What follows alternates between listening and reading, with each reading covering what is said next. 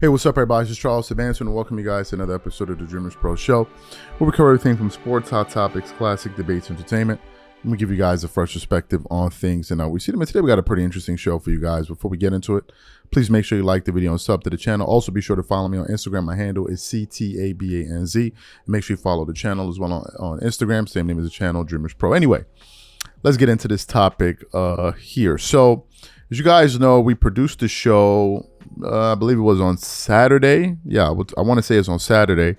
They're centered on a story that's surrounding ESPN's Doris Burke, where there's rumors that she may get let go of after the NBA Finals, or removed at least from her coverage of the NBA Finals. It caused people like Richard Jefferson to speak out. Head coach of the Indiana Pacers, Rick Carlisle, he spoke out, right? So with that news, I also heard Tim Legler maybe stepping in. But with that news, it made one to begin to think, well, maybe ESPN may need some better talent, possibly, right? And then I immediately thought of the crew, the Inside the NBA crew that's going to be joining ESPN next season. A lot of people have had thoughts about this, or whether or not this is something that's going to work, given the way that those guys kind of conduct their business versus how ESPN is known to conduct its own business. So Charles Barkley, as a matter of fact, has spoken to this. He said, number one, they're not going to work me like a dog.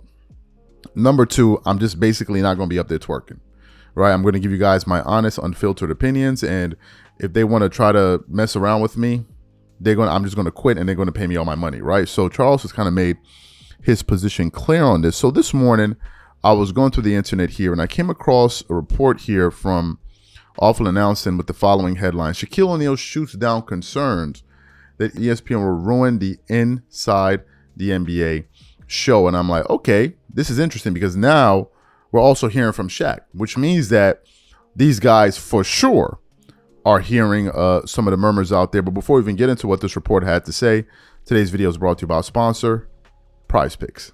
Prize Picks is America's #1 daily fantasy sports with over 10 million members. Prize Picks makes it easy to get real money action on the sports and players you love. You pick more or less on at least two for a shot to win up to 100 times your cash. For example, this week on Prize Picks, I'm looking at the upcoming NBA schedule and selecting Stephen Curry for more than 29 points and Kevin Durant for more than 27 points and Anthony Davis for more than 12 rebounds and Luka Doncic for more than 8 assists. If you're like me and you like to play it safe, you'll love Prize Picks' new feature, Flex Plays. It's the safest way to play. You can still cash out even if your lineup isn't perfect. Plus, you can double your money even if one of your picks doesn't hit. On top of this, Prize Picks puts their members first, so all withdrawals are fast, safe, and secure. When my picks hit, I can get my money as quick as in 15 minutes. So download the Prize Picks app today and use code CLNS to get $50 instantly when you play $5. That's code CLNS on Prize Picks to get $50 instantly when you play $5. You don't even need to win to receive the $50 bonus. It's guaranteed. And remember, whenever you support this sponsor, you're supporting this channel. Thank you. Okay, so let's get into what it says. It says, everyone's worried ESPN is going to ruin Inside the NBA. But has anyone actually asked the people who make the show how they feel about it? Because here's the thing, ESPN doesn't have creative control. They're just licensing Inside the NBA the same way they licensed the Pat McAfee show. And if Pat McAfee is an indication, Inside the NBA will be just fine on ESPN airwaves. Jimmy Pitaro cared enough to keep the show going, but that doesn't mean ESPN will mess with what makes Inside the NBA, well, Inside the NBA. Article continues on. I don't have any concerns because I know, one, that you're never going to change Charles Barkley, or O'Neal told Eisen on the Rich Eisen show. And I know another guy that's really close to him. So, you know, the other two guys, Ernie is a consummate professional. He can adapt to any situation. Ernie's the guy that really keeps us out of trouble. And Kenny is a professional. But you know, Chuck, right there on the line, and I'm right below Chuck. Chuck's not changing. I'm not changing. I actually saw something yesterday where it said ESPN is going to give us the same look they gave Pat McAfee. So listen, we're just going to go and have fun, do what we do, talk about the game we love, and just try to make people laugh. Eisen, whose show is set to be a part of ESPN's new direct-to-consumer offering, told Shaq he's been given similar assurances.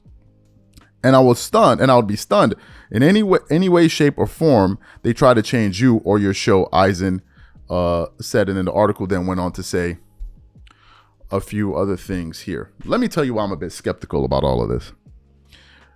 You notice how they just brought up the Pat McAfee angle?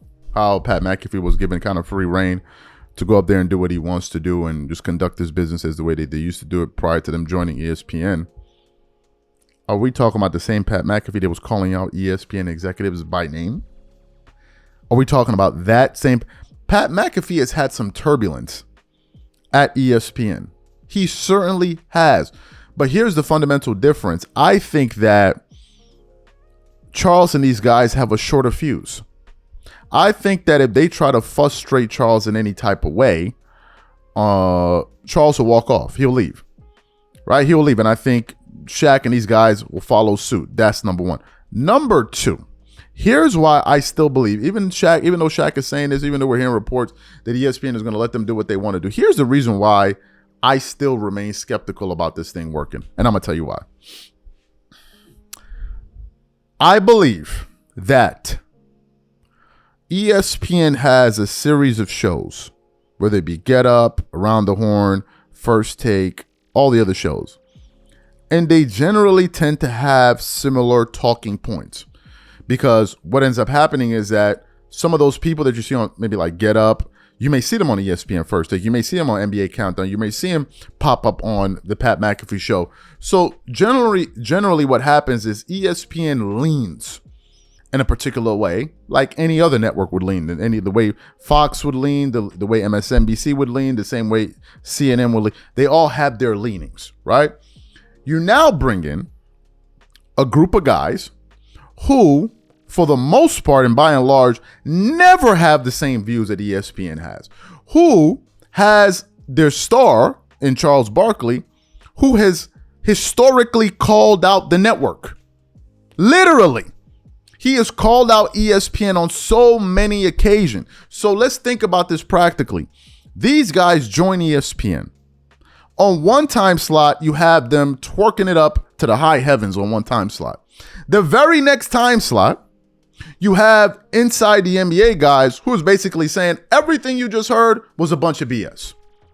Everything you just heard is a bunch of BS. And then what happens when you now start having people like Charles Barkley make guest appearances on First Take, or these other shows where they twerk, where they have a panel full of honey slinging twerkers, and then you bring them on? Now the messaging is out of whack. So that's the reason why